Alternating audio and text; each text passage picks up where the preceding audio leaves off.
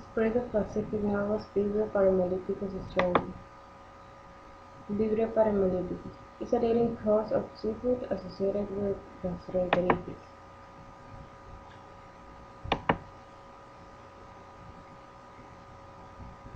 Vibrio is a gram-negative type of bacteria possessing a curved rod shape. Several species can cause foodborne infection, usually associated with eating undercooked seafood. Vibrio is frequently isolated from the estuarine and marine environments of the United States.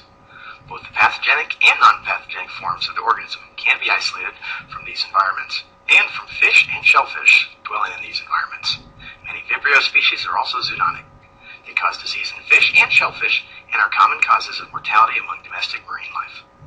Diarrhea, abdominal cramps, nausea, vomiting, headache, fever, and chills may be associated with infections caused by Vibrio. The illness is usually mild or moderate, although some cases may require hospitalization. The median duration of the illness is 2.5 days, and the incubation period is 4 to 96 hours after the ingestion of the organism, with a mean of 15 hours. Disease is caused when the organism attaches itself to an individual's small intestine and excretes an as yet unidentified toxin. Infections with this organism have been associated with the consumption of raw, improperly cooked, or cooked, recontaminated fish and shellfish. A correlation exists between the probability of infection in warmer months of the year. Improper refrigeration of seafoods contaminated with this organism will allow it to proliferate, which increases the possibility of infection. Major outbreaks have occurred in the U.S. during the warmer months of the year. Sporadic cases occur along all coasts of the U.S.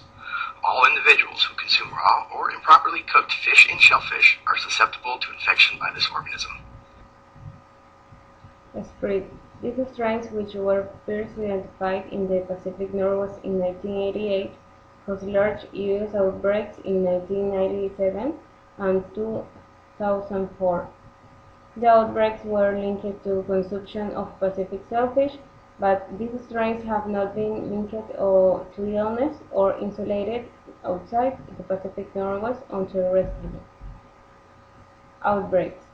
Both the U.S. and Spanish outbreaks correspond temporally and spatially with higher than normal